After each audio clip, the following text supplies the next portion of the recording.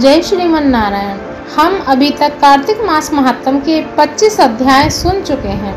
आइए सुनते हैं आज 26वां अध्याय। सूत जी कहते हैं कि भगीरथ के वंश में सूरदास नाम का एक राजा हुआ, जिसका पुत्र मित्रसह था। मित्रसह गुरु वशिष्ठ जी के श्राप से राक्षस हो गया, परंतु गंगाजल के प्रभाव से वो भी भगवान के परम पद को प्राप्त हुआ। ऋषि पूछने लगे कि हे सूत जी, गुरु वशिष्ठ ने किस कारण से श्राप दिया, सो आप कृपा करके हमें ये पूरी कथा सुनाइए।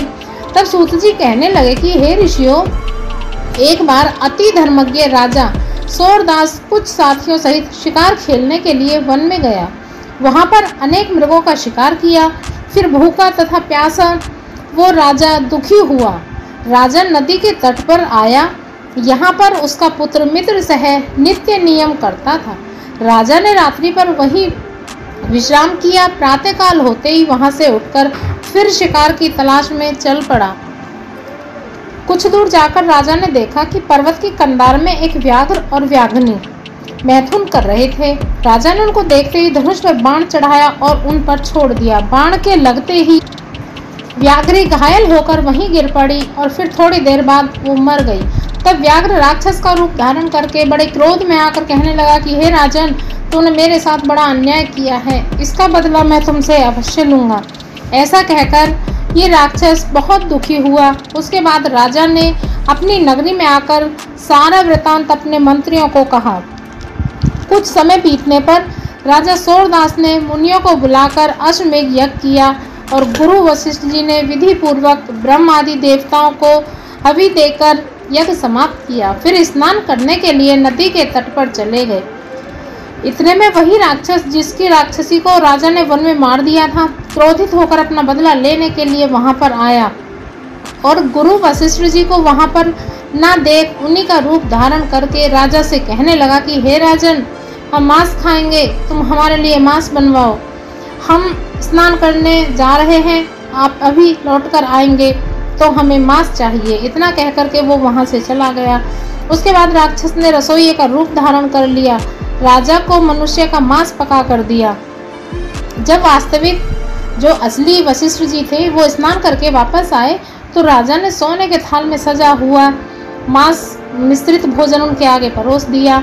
लेकिन गुरुजी ने ज्ञान दृष्टि से मनुष्य के मांस का भोजन पहचान लिया और क्रोध से लाल हो गए और राजा को श्राप दिया कि हे राजन, तुमने हमको मांस खिलाने की कोशिश की है, चेष्टा की है और राक्षसों का भोजन दिया है, सो तुम खुद भी राक्षस हो जाओ।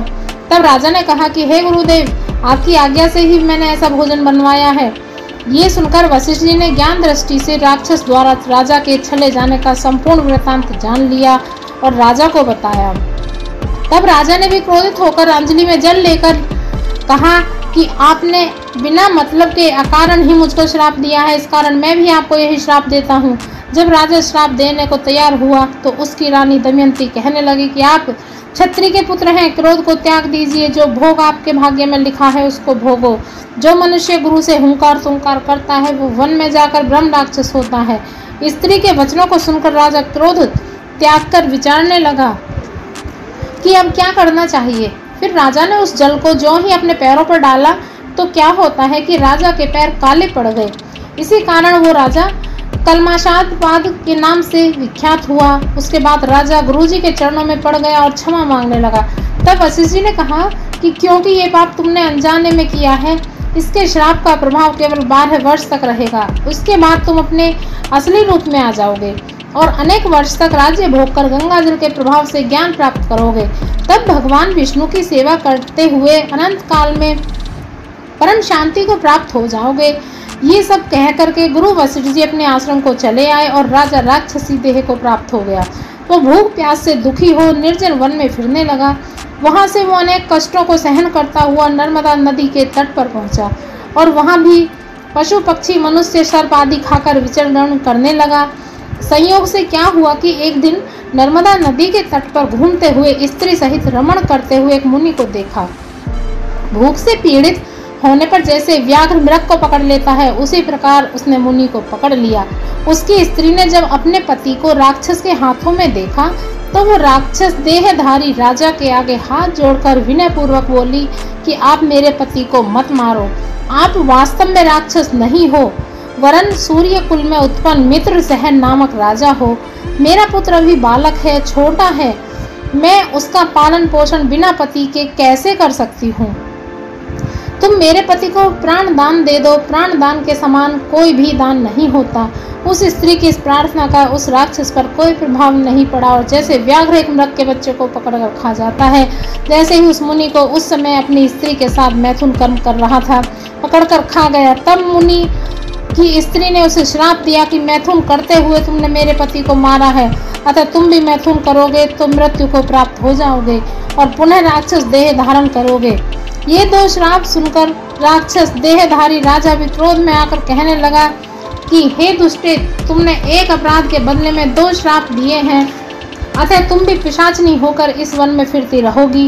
इस कारण वो स्त्री पिशाचनी हो गई और भूख प्यास से दुखी होकर उस वन में फिरने लगी। इसके आगे की कथा हम अध्याय 27 में पढ़ेंगे। इस प्रकार कार्तिक मास महात्म का 26वां अध्याय समाप्त हुआ।